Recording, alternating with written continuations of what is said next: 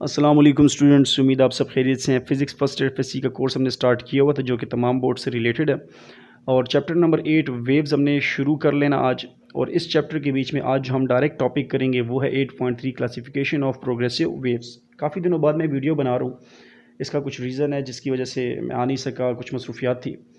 तो सबसे पहले इस चैप्टर का हम थोड़ा सा इंट्रोडक्शन कर लेते हैं। चैप्टर का नेम है वेव्स। तो वेव्स की सबसे पहले डेफिनेशन है a mechanism which is used to transfer energy and momentum from one place to another without transporting matter। ये हमारे पास एक ऐसा तरीक़ेकार, ऐसा लाएअमल है जिसमें हम एनर्जी या मोमेंटम को एक जगह से दूसरी जगह पर मुंतकिल करते हैं। शर्त बीच में ये कि इसमें हमारे पास जो मैटर है वो ट्रांसफ़र नहीं होगा। मीन्स है जिस चीज़ के ऊपर आप इसको प्रोपेगेट कर रहे हैं, जो मीडियम है वो बीच में ट्रांसफ़र नहीं होगा, सिर्फ और सिर्फ एनर्जी और मोमेंटम आपके पास ट्रांसफ़र होगा। इसको हम कहते हैं वेव। तो डेली लाइफ में हमारे पास काफ़ी एग्जांपल हम लेते हैं एज अ वेव। जैसे कि हमारे पास जो सूरज की शुआ नीचे तक आ रही है, सूरज तो हमारे पास देखिए काफ़ी दूर है लेकिन उसकी रोशनी हमारे तक पहुंच रही है। तो जो सूरज की रोशनी सन से लेके यहाँ तक जो हमारे पास पहुंचती है, ये हमारे पास in the form of waves आ रही है। इसी तरीके से आप किसी की भी जब आवाज़ सुनते हैं, फॉर एग्जाम्पल मेरी आवाज़ आपके कानों तक पहुँच रही है तो आप मोबाइल के थ्रू सुन रहे हैं, तो मोबाइल आपके पास एज अ सेकेंड मीडियम है। वैसे मेरे मुँह से आवाज़ आ रही तो हमारे पास है मीडियम। तो जब एक जगह से आवाज़ निकल के दूसरी जगह तक पहुंचती है तो ये थ्रू मीडियम पहुंचती है और ये भी हमारे पास है वेव। तो ये हमारे पास साउंड वेव्स आप इसको बोल सकते हैं। अब शॉर्टली मैं बताता हूँ कि हमारे पास वेव्स की जो मेजर टाइप्स हैं वो कौन कौन सी, इसको मैं रफली बताऊँगा। एक हमारे पास है मैकेनिकल वेव और सेकेंड हमारे पास है इलेक्ट्रोमैग्नेटिक वेव। मैकेनिकल वर्ड निकला है मीडियम से, तो इसका मतलब ये हुआ कि वो वेव्स जिसमें मीडियम की ज़रूरत पड़ती है। Mechanical waves are required medium, मतलब इसमें मीडियम की ज़रूरत पड़ती है। मीडियम क्या होता है? ज़रिया। वेव को एक जगह से दूसरी जगह पर जाने के लिए मीडियम की ज़रूरत पड़ेगी। और इसमें हमारे पास मटेरियल पार्टिकल होते हैं, ये हमारे पास ट्रैवल करते हैं थ्रू मीडियम। इसकी एग्जांपल हमारे पास है वाटर वेव्स, साउंड वेव्स आप ले सकते हैं या स्ट्रिंग वेव्स आप ले सकते हैं। तो देखिए आपको साउंड एक जगह से दूसरी जगह पर आपने अगर लेकर जाना है तो उसमें मीडियम की ज़रूरत लाजमी पड़ती है। जैसा कि एक रूम में अगर आप हैंगे और एक जगह से लेकर दूसरी तक अगर आपका साउंड जा रहा है तो इसका मतलब ये कि दरमियान में एयर पार्टिकल है जिसकी वजह से साउंड उस पार्टिकल्स के ऊपर ट्रैवल करके दूसरी जगह पर जा रहा है। अगर आप चले जाते हैं खला में, फॉर एग्जांपल वैक्यूम में चले जाते हैं और वहाँ पर जाके आप जब बातें करेंगे तो आपकी साउंड एक जगह से दूसरी जगह पर ट्रांसफ़र नहीं हो रही। रीज़न बीच में क्या है कि दरमियान में एयर नहीं है, यहाँ तक कि आपको अपनी आवाज़ ही नहीं सुनाई देगी अगर तो वहाँ पर एयर बिल्कुल नहीं है या कोई और मीडियम नहीं है। तो फिर आ जाते हैं हम इलेक्ट्रोमैग्नेटिक वेव पर। इलेक्ट्रोमैग्नेटिक वेव हमारे पास दो कंपोनेंट से मिलकर बनी होती है, इलेक्ट्रिक एंड मैग्नेटिक कंपोनेंट्स। इसको हम इलेक्ट्रोमैग्नेटिक वेव्स बोलते हैं। इसमें मीडियम की ज़रूरत नहीं पड़ती, इट रिक्वायर्ड नो मीडियम। सही है, मतलब ये मीडियम के बगैर भी ट्रांसफ़र हो सकती है। प्रोपेगेशन इसकी इलेक्ट्रिक और मैग्नेटिक कंपोनेंट्स में होती है। इसकी एग्जांपल्स हमारे पास हैं radio waves, light waves, microwaves, X-rays आप बोल सकते हैं। लाइट वेव्स भी जैसे कि सूरज की रोशनी सन से लेके हमारे तक पहुंचती है तो देखिए दरमियान में तो हमारे पास खला है, वैक्यूम है, लेकिन फिर भी सूरज की रोशनी वहाँ से लेके हमारे तक पहुंच रही है। इसका मतलब ये हुआ कि हमारे पास कौन सी वेव्स हैं? इलेक्ट्रोमैग्नेटिक वेव्स हैं। तो अब हम स्टार्ट कर लेते हैं main topic 8.3 characteristic of waves, जिसमें सबसे पहले पढ़ लेंगे progressive waves. Definition progressive waves की है the wave in which energy is transferred from one place to another. वो वेव जिसमें हमारे पास एनर्जी एक जगह से दूसरी जगह पर मस्ट ट्रांसफ़र हो, एनर्जी का ट्रांसफ़र होना मस्ट है। ऐसी वेव जिसमें एनर्जी ट्रांसफ़र हो उसी को हम कहते हैं प्रोग्रेसिव वेव्स। अब डिस्कशन कर लेते हैं कुछ ट्रांसवर्स वेव्स और लॉन्गिट्यूडनल वेव्स के बारे में। तो ट्रांसवर्स वेव्स क्या होती हैं और लॉन्गिट्यूडनल वेव्स क्या होती हैं? ये हमारे पास वेव्स की दो टाइप्स हैं जो कि हमने दोनों को डिफरेंस किया किस बेसिस पर? Transfer of medium transfer of energy और मोशन ऑफ पार्टिकल्स की बेसिस पर हमने इन दोनों को किया। तो पहला हमारे पास 8.31 जो टॉपिक है उसमें है ट्रांसवर्स वेव। ट्रांसवर्स वेव की डेफिनेशन करते हैं those progressive waves in which particles of medium vibrate along a line perpendicular to the direction of propagation of waves are called transverse wave। Transverse wave हमारे पास waves की ऐसी type है जिसमें particles of जो medium है वो perpendicular motion कर रहे होते हैं motion of propagation of energy के। एनर्जी जिस भी डायरेक्शन में जा रही होती है उसके परपेंडिकुलरली मोशन कर रहे होते हैं पार्टिकल। परपेंडिकुलर मोशन आपको पता है कि क्या होती है? 90 डिग्री जो एंगल बना रही होती है। तो फॉर एग्जांपल पार्टिकल्स अगर हमारे पास अपसाइड डाउन मोशन करे तो एनर्जी हमारे पास फॉरवर्ड डायरेक्शन में ट्रांसफ़र हो रही होगी। अब यहाँ पर एक और इसकी थोड़ी डिटेल देख लेते हैं। If the vibration of the particle is perpendicular to the direction of propagation of waves then it is called transverse wave. सही है, मतलब ये हुआ कि अगर आपके पास जो वाइब्रेशन है वो परपेंडिकुलर है, जबकि आपके पास जो मोशन है, एनर्जी है, वो आगे की तरफ ट्रांसफर होती है। इसको हम कह सकते हैं कि हमारे पास ट्रांसवर्स वेव है। अब ट्रांसवर्स वेव में की जो प्रॉपर्टीज़ हैं उसमें हमारे पास दो चीज़ें होती हैं। इसकी देखिए डायग्राम मैंने साइड पर आपको दी हुई है। ये आपके पास है ट्रांसवर्स वेव। हमारे पास एक मीन पोजीशन होती है जहां पर आपके पास वाइब्रेशन अप और डाउन मोशन कर रही होती है। यहाँ पर हमारे पास दो पॉइंट्स होते हैं जिसको हम कहते हैं क्रस्ट और ट्रफ। इसके बारे में आप लोगों ने 9-10 में पढ़ा होगा। तो क्रस्ट आपके पास देखें जो अपर मैक्सिमम पॉइंट होते हैं, मीन पोजीशन से जो मैक्सिमम डिस्टेंस होता है उसको हम बोलते हैं एम्पलीट्यूड। मीन पोजीशन से लेके वेव जितना भी मैक्सिमम डिस्टेंस पर जाती है उसको हम बोलते हैं एम्पलीट्यूड। और जो अपर हमारे पास डिस्टेंस है, जो हाईएस्ट पॉइंट है, इसको हम बोलेंगे क्रस्ट पॉइंट। और जो नीचे वाले पॉइंट है इसको हम बोलते हैं ट्रफ्स बोलते हैं, जो सबसे मैक्सिमम पॉइंट है लेकिन डाउनवर्ड, इसको हम बोलते हैं ट्रफ पॉइंट्स। ट्रांसवर्स वेव्स जो है इसकी एग्जांपल अगर देखी जाए तो जो हमारे पास फॉर एग्जांपल एक स्ट्रिंग है, एक तार है, उसको हमने एक दरवाजे के साथ उसको बांध दिया, दरवाज़ा बंद है, और दूसरा एंड इस रस्सी का मेरे पास, और मैं उसको जर्क्स देता हूँ तो यहाँ पर इसके बीच में जो वेव्स प्रोड्यूस हो रही है, साइड पर आप डायग्राम देख सकते हैं, इसके बीच में जो वेव्स प्रोड्यूस हो रही हैं, up side down waves produce हो रही है, एनर्जी आगे की तरफ ट्रांसफर हो रही है, हमारे पास है ट्रांसवर्स वेव।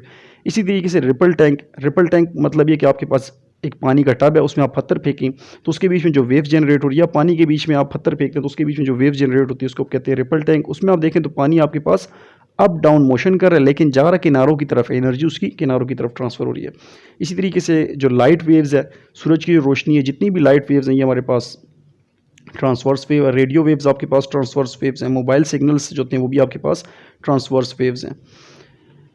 इसके बाद आपके पास जो सेकंड टाइप है वो है लॉन्गिट्यूडनल वेव्स। लॉन्गिट्यूडनल वेव्स को मैं डिफाइन करता हूँ। देखें यहाँ से नाम से ही पता चल रहा है कि हमारे पास लॉन्ग वेव्स हैं, ये पैरेलल वेव्स होती हैं। तो हमारे पास डेफिनेशन है the progressive waves in which the particles of medium vibrate about their mean position along the direction of propagation of waves are called longitudinal waves. मतलब ये हुआ कि जिस डायरेक्शन में एनर्जी ट्रांसफर हो रही होती है उसी डायरेक्शन में आपके पास ये पार्टिकल वाइब्रेट कर रहे होते हैं। मीन्स डैट एनर्जी आपके पास फॉरवर्ड डायरेक्शन में ट्रांसफर हो रही है, तो ये मीडियम है, इसके जो पार्टिकल्स होते हैं ये भी फॉरवर्ड और बैकवर्ड मोशन कर रहे होते हैं, मतलब उसी की डायरेक्शन में आपके पास ट्रांसफ़र हो रहे होते हैं, दोनों आप एक ही पैरेलल लाइन में ट्रांसफ़र कर रहे होते हैं। तो इसीलिए हम इसको बोलते हैं लॉन्गिट्यूडनल वेव्स।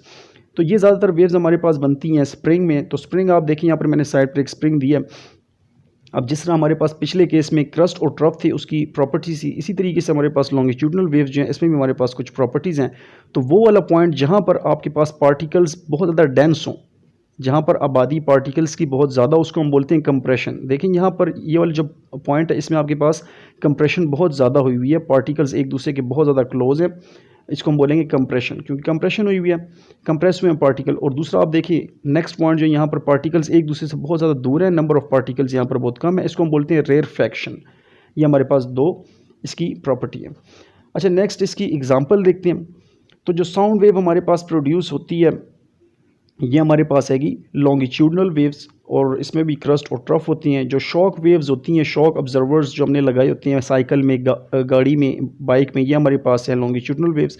इसी तरीके से जो अर्थक्विक्स जो होते हैं, जो जलजला वगैरह आता है, इसके बीच में भी लॉन्गिट्यूडनल वेव्स ही आती हैं। और इसके बीच में एक और चीज़ देखी जाए, जो गैस के पार्टिकल्स किसी भी क्लोज कंटेनर में होते हैं, वो जो वाइब्रेशन कर रहे होते हैं या वो जो मोशन कर रहे होते हैं, वो हमारे पास है लॉन्गिट्यूडनल वेव्स। तो कुछ चीज़ें इसके बीच में जो ज़रूरी हैं वो बताने वाली हैं कि सबसे पहले क्रस्ट अगर देखा जाए, the portion of transverse wave in which the particle of medium are above the mean position. Mean position से ट्रांसवर्स वेव के बीच में जो मीन पोजीशन से जो ऊपर वाले पार्टिकल होते हैं, जो मैक्सिमम पॉइंट्स होते हैं, उसको हम बोलते हैं क्रस्ट पॉइंट्स बोलते हैं। इसी तरीके से जो ट्रफ पॉइंट्स हैं वो हमारे पास बिलो जो मैक्सिमम पॉइंट उसको बोलते हैं। कंप्रेशन की बात की जाए तो लॉन्गिट्यूडनल वेव्स में portion of longitudinal waves where the particle are over crowded, जहाँ पर पार्टिकल्स बहुत ज़्यादा ओवर क्राउडेड होते हैं, जहाँ पर उनकी तादाद ज़्यादा होती है, उसको बोलते हैं कंप्रेशंस। रेयरफैक्शन, जहाँ पर पार्टिकल्स की तादाद लॉन्गिट्यूडनल वेव्स में कम होती है, उसको हम बोलते हैं रेयरफैक्शन।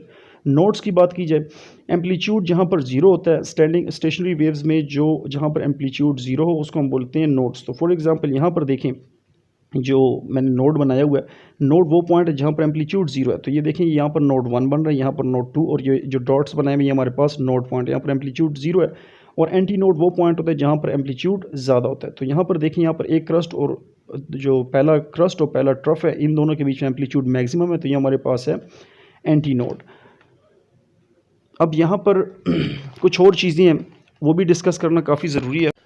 जिसमें सबसे पहले है वेव स्पीड। तो वेव स्पीड को हम डिफाइन ऐसे करते हैं, distance travel by a wave per unit time, कि 1 सेकेंड में एक वेव जितना डिस्टेंस ट्रैवल करती है उसको हम बोलते हैं वेव की स्पीड बोलते हैं। तो यहाँ पर इसका जो फार्मूला है वो है v is equal to under root E divide by density. E divide by rho मतलब elasticity, modulus of elasticity divide by density, under root भी बीच में है। इसका मतलब ये हुआ कि हमारे पास वेलोसिटी इन दोनों चीज़ों पर डिपेंड करती है, इलास्टिसिटी पर भी और डेंसिटी पर भी डिपेंड करती है। तो यहाँ पर एक और बात है कि हमारे पास जो सॉलिड है उसमें किसी भी वेव की स्पीड सबसे ज़्यादा फास्ट होती है, उसके बाद हमारे पास लिक्विड में और आखिर में गैसेस में मतलब एयर वगैरह में हमारे पास सबसे ज़्यादा कम स्पीड होती है वेव की। सेकंड हमारे पास है frequency of wave. Frequency of wave में हमारे पास डिफाइन ऐसा होता है, number of waves passing through a certain point in unit time. एक टाइम के अंदर हमारे पास जितनी भी नंबर ऑफ वेव्स ट्रांसफ़र होती है उसको हम बोलते हैं फ्रिक्वेंसी। और फ्रिक्वेंसी हमारे पास रिसिप्रोकल है टाइम पीरियड का। अब टाइम पीरियड को डिफाइन करते हैं। टाइम पीरियड आपको पता है, time during which a wave passing through a certain point, कि ये वो टाइम होता है जिसमें एक वेव को ट्रैवल करने में जितना टाइम लगता है उसको हम बोलते हैं time period. Time period is the reciprocal of frequency. Next हमारे पास है wave length. Distance between two successive particles, crest और trough, is called wave length. दो क्रस्ट के दरमियान का फासला या दो ट्रफ के दरमियान के फासले को हम बोलते हैं वेव लेंथ। इसको हम लेमडा से डिनोट करते हैं।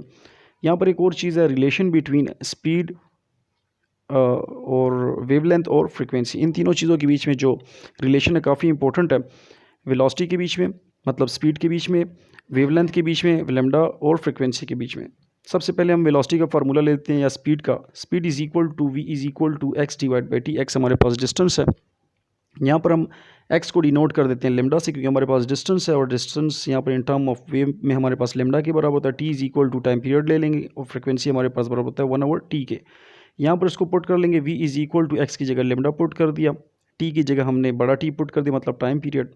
अब यहाँ पर हम इसको सेपरेट कर देंगे, v is equal to 1/t और लेमडा मैंने साइड पर कर दिया और 1/t हमारे पास बराबर फ्रिक्वेंसी के हम यहाँ पर पुट कर लेते हैं। हमारे पास आ जाएगा v is equal to F lambda. ये हमारे पास मेन इक्वेशन है वेव की। नेक्स्ट आपके पास एम्पलीट्यूड ऑफ वेव। एम्पलीट्यूड आपके पास maximum displacement covered by a vibrating particle from its equilibrium position. Maximum distance from the mean position भी आप बोल सकते हैं कि आपके पास वो डिस्टेंस जो मीन पोजीशन सबसे ज़्यादा एक्सट्रीम पॉइंट पर गया हुआ है उसको हम बोलते हैं एम्पलीट्यूड ऑफ वेव। नेक्स्ट आपके पास है इंटेंसिटी। इंटेंसिटी ऑफ वेव का आप ऐसे डिफाइन कर देते हैं, amount of energy transfer per second per unit area place perpendicular to the direction of propagation of wave. के आपके पास एक एरिया में इंटेंसिटी ऐसे डिफाइन करेंगे कि आपके पास वन एरिया मतलब 1 मीटर स्क्वायर में से 1 सेकेंड के अंदर जितनी भी पावर या एनर्जी वहाँ से ट्रांसफ़र होगी इसको हम बोलते हैं intensity of light, sorry intensity of wave. और इसका यूनिट आपके पास है पावर मतलब वाट मीटर स्क्वायर, वाट पर मीटर स्क्वायर आपके पास इसका यूनिट आ जाएगा। तो आज के लिए यही हम पढ़ेंगे। हमने जितने भी टॉपिक्स पढ़े उम्मीद है कि इसमें इंशाल्लाह आपको समझ आई होगी। जो भी क्वेश्चन हो आप कमेंट में कर सकते हैं और चैनल को लाइक करें, सब्सक्राइब करें। इंशाल्लाह मैं और भी वीडियोस बनाता रहूँगा। कुछ मसरूफियात थी जिसकी वजह से वीडियोस मैं नहीं बना सका। ओके जी, जज़ाकल्लाह, अस्सलाम वालेकुम।